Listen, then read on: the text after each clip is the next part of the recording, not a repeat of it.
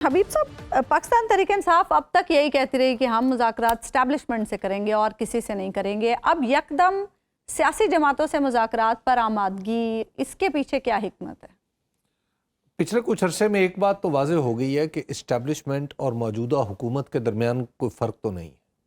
اچھا. تو جب کوئی فرق نہیں ہے، جب ایک ہی سکہ ہے اور اس کے دو رخ ہیں، یا ایک ہی تصویر کے دو مناظر ہیں، دور سے دیکھے تو کچھ لگتی ہے، قریب جا کے دیکھے تو کچھ لگتی ہے. اچھا. تو ایسے میں یہ موقف اختیار کرنا کہ ہم حکومت سے مذاکرات کر لیں تو بنیادی طور پہ تو ایک ہی بات ہے، کیونکہ یا تو موجودہ حکومت الگ ہو تو پھر کوئی آپ دوسری بات کر سکتے ہیں نا. تو لہٰذا معاملات تو اسی طرف جائیں گے. دوسری بات یہ ہے کہ ایک بار بار اسٹیبلشمنٹ کی طرف سے یہ بات آ رہی تھی کہ اچھا جی سیاسی جماعتیں مذاکرات کریں. سیاسی جماعتیں آپس میں مذاکرات کریں، پارلیمنٹ میں مذاکرات کریں.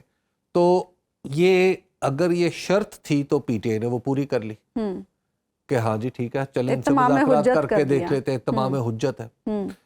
اور دوسری بات یہ ہے کہ اگر واقعی پولیٹیکل پارٹیز کچھ کر سکتی ہیں تو یہ جانچنے کے لیے جس کو کہتے ہیں بلف کال کر لیے، انہوں نے بلف کال کر لیے. اچھا. کہ جناب آپ بڑا دعویٰ کرتے تھے نا مذاکرات کا کہ ہم بہت کچھ کر سکتے ہیں، تو آئے بیٹھے کر کے دکھا دیں ہمیں. آپ اتنی سی بات مانیں اور پھر اس کو کر کے دکھا دیں تو ہم آپ سے بات چیت شروع کر دیں گے. تو اب یہ ایک بڑی کیلکولیٹڈ موو ہے. اچھا.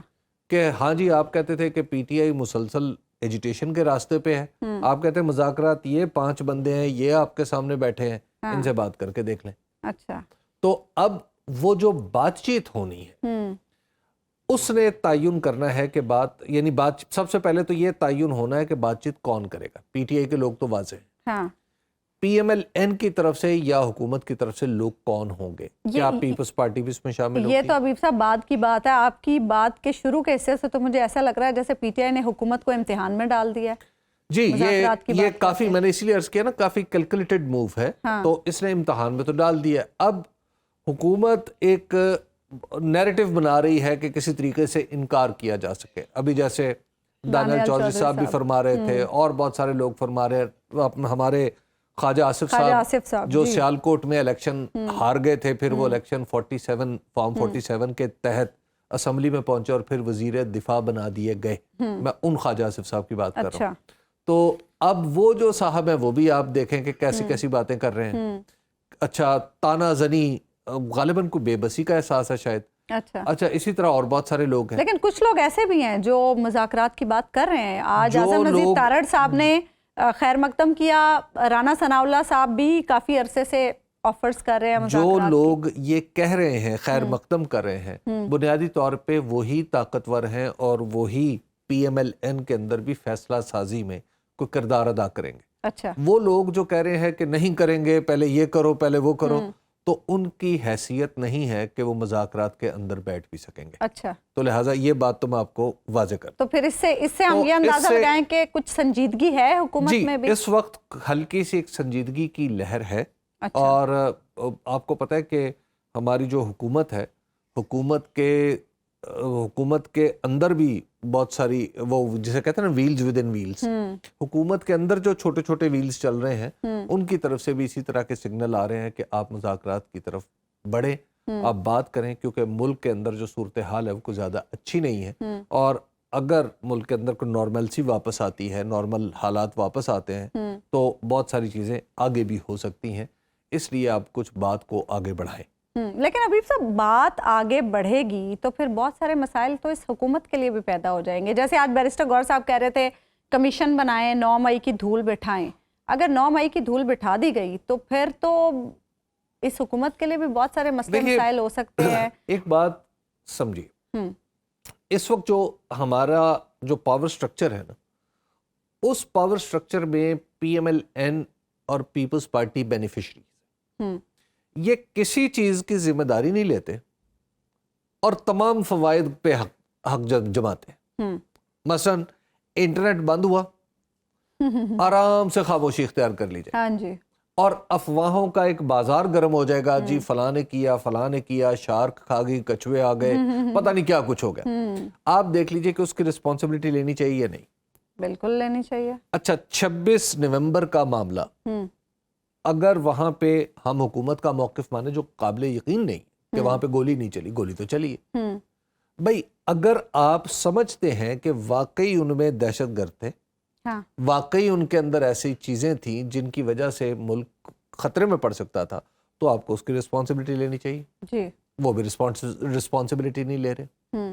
وہ جو آج بیرسٹر گوہر نے کہا کہ بھائی اگر آپ نے کچھ کیا تو پھر کھل کے سامنے آ جائے نا، تو وہ بھی کھل کے نہیں سامنے آ رہے، صاف چھپتے بھی نہیں، سامنے آتے بھی نہیں، صاف صرف چھپتے ہیں، اچھا سامنے بھی نہیں آتے۔ اچھا، بعض پرٹیکولر معاملات میں آپ دیکھیے کہ جہاں پہ پوزیشن لینی ہے، کوئی پولیٹیکل پوزیشن، دیکھیے اسٹیبلشمنٹ کو سیو تو حکومت نے کرنا ہوتا ہے نا جی، اسٹیبلشمنٹ خود تو آگے نہیں بول رہی ہوتی، لیکن یہاں تو اسٹیبلشمنٹ بھی شکوے کر رہی ہے نا حکومت سے۔ اب اسٹیبلشمنٹ کو کی دیوار جو اس کی سیاسی دیوار ہے وہ تو سیاسی حکومت ہوتی ہے، تو حکومت تو بیچ میں آ ہی نہیں رہی، سوائے اس کے کہ کہیں ادھر ادھر سے کچھ تھوڑا بہت بیان آ جاتا ہے، اس کے بعد پھر مکمل خاموشی۔ اور دوسری طرف کیا ہے، حالت یہ ہے کہ اپنی چھوٹی چھوٹی چیزوں پہ بھی مہریں لگا لگا کے بیچا جا رہا ہے۔